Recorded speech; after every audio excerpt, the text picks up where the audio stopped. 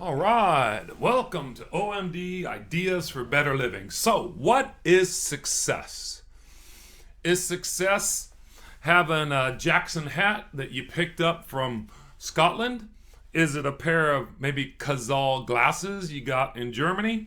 Maybe it's that nice scarf and very expensive lamb and silk that you find when you're in Morocco. Oh, maybe success is a $2,000 calfskin jacket traveling through Dubai. Maybe it's the monogram shirt picked up in Seoul. Or maybe to you, successes when you go out and you have a wad full of cash and you're like, let's see, how much is that gum? Oh man, sorry, all I have is 100. Today we're going to talk about what is success. Now, success is not really the hat or the glasses or the overpriced jacket. Now, yes, I did pick up all these items in these different countries. I do love to travel. I find myself to be successful when I travel. I believe that I've been a successful traveler, been to about 42 different countries because I like to travel. But let's look at what is success is when we reach an objective, when we set a goal and we reach it. We determine success. And success is when we reach objectives. If your objective is to lose 10 pounds and you lose 10 pounds, ta-da, you are successful, right? That's success. So let's really focus down on that. And one of the first things in the first commandment of success is to make that decision and then to act upon it. Now, when I was young, my father used to say, indecision is a sign of weakness. So I would sit and we'd go to McDonald's. I was like the thinker. I'd be like, do I want a Big Mac, quarter pounder with cheese, filet o fish? And I would think about it and think about it. And finally, because I couldn't make up my mind, my father did it for me. And I would get the cheapest thing on the menu. And when they say if you don't make up your mind, somebody else will. So here we have the idea of the first commandment of success. Baby, just make up your mind. Make a decision and do something. That is the first step. And a lot of times we struggle with this. So let's just do a brief breakdown on how do you make up your mind? How do you make a decision? So the first thing I like to do is to find a place that's inducive or conducive to me making decisions. Okay? Now, a lot of times it might be here in my little office. It may be in a Starbucks when I'm trying to be creative and I'm coming up with a marketing design or coming up with a new business venture. But typically, we want to find a place where we can think and kind of analyze through things. So find that place, okay? Put down your phone, get away with all your toys and your electronic goodies, and find a place. And two, we want to look at brainstorming and writing things down. Now, this is where the idea of journaling comes in. Now, on my desk here, I have two types of areas I work on. Now, this is a smaller journal, okay, where I write down a bunch of my notes and ideas. This is a giant old day timer. I've had this for like 8 years, and the day timer is set up as more of a calendar. And I like to write things down. And whether it's using a laptop and maybe a Word document or Excel, or just old-fashioned writing things down. Brainstorming and thinking about where do you want to be successful or what do you want to do with your life. So how do we become successful? How do we find success? Find a place and start brainstorming and writing down our own goals and desires. Okay? So remember, our brains forget, but paper does not, right? So if we write it down, it'll be there for a long time to come. So try to write things down as you're brainstorming ideas. Now, the third area is sometimes when you get this list, you have to limit your options. We know sometimes you go to the store and, it's a big grocery store and you're walking down the cereal aisle and you're looking at all these cereals, and I mean, like, there's 8 brands of cornflakes, right? And there's wheat and oat and honeydew and chocolate and this and that. Sometimes there's so many decisions that we can't make a decision. And that is that information overload that a lot of people are doing.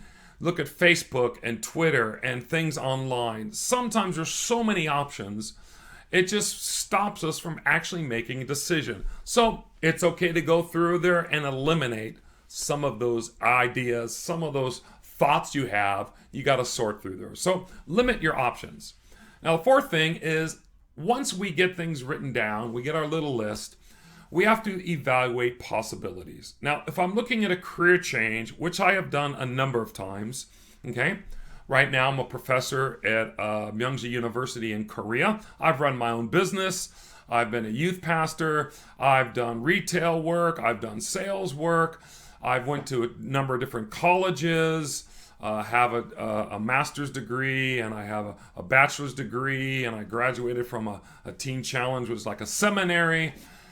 Sometimes when I'm looking at all these things, I evaluated the possibilities. Sometimes one of my companies, I knew I could start another business, right? Because they kind of morphed into each other.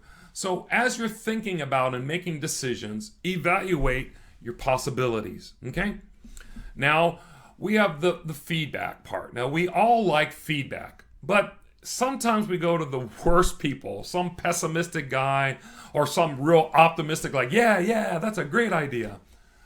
Go find somebody who is actually going to give you basically like the facts, just like to look at it realistically and objectively and go, yeah, dude, this might be a good point, and maybe you should do this, maybe you should do that. Try to get feedback from the right people, okay? So sometimes getting feedback, sometimes no feedback. You just got to make a decision and go for it. Now, I like to document my decisions. I believe in writing. For example, for about 22 years, I have been making one of these here. And this is a goal sheet that I have. And you can see the little tape because I tape it up on my wall.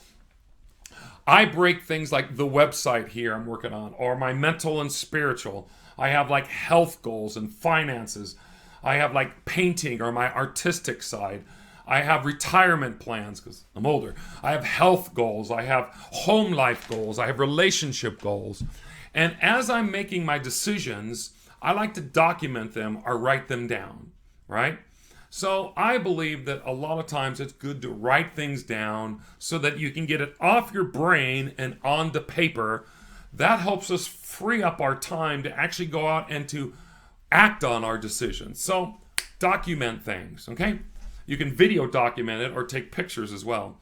Now, the next step, obviously, once you got your list, you want to write down the things you need. You break them down in little subcategories.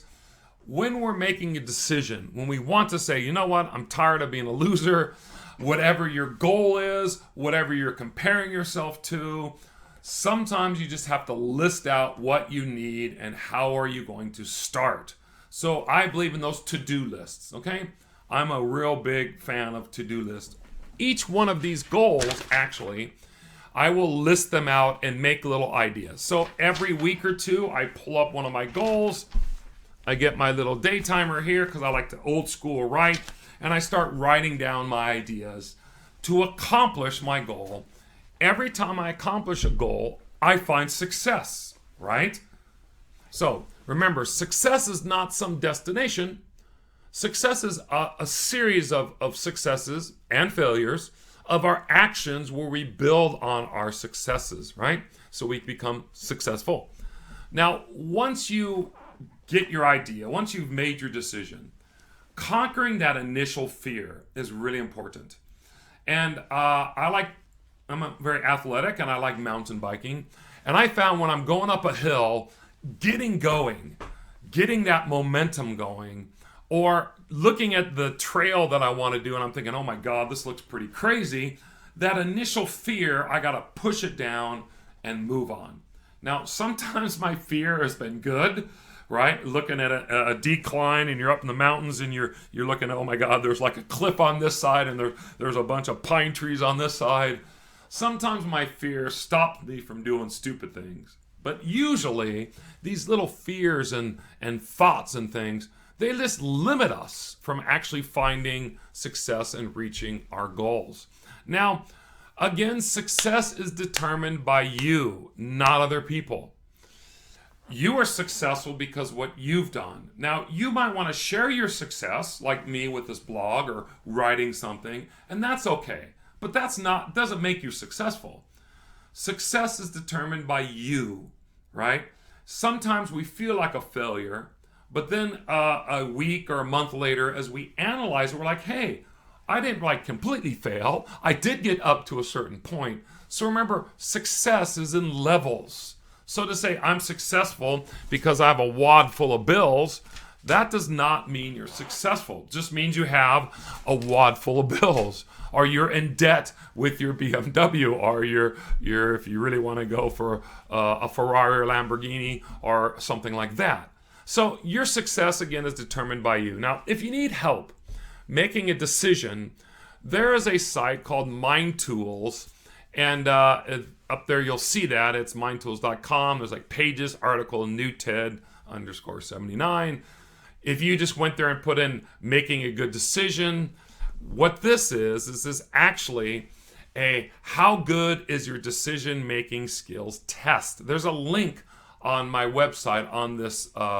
If you're on my article, if you're on our YouTube, then you could pull that up yourself. And it's just a series of questions to help analyze for yourself how good are your decision making skills. Now, what I do is want to end in is, remember, you have to make a decision and start moving. The first commandment of success is to make up your mind. Make a decision and then start to act on it. Okay? So, thank you. If you want to like our blog, go ahead. We're also on Facebook and Twitter and the usual social networking areas. And if you want to become a member, go ahead and click that down. You can always do that on YouTube. I want to thank you for listening, and hopefully see you for the second part of our 10 Commandments of Success.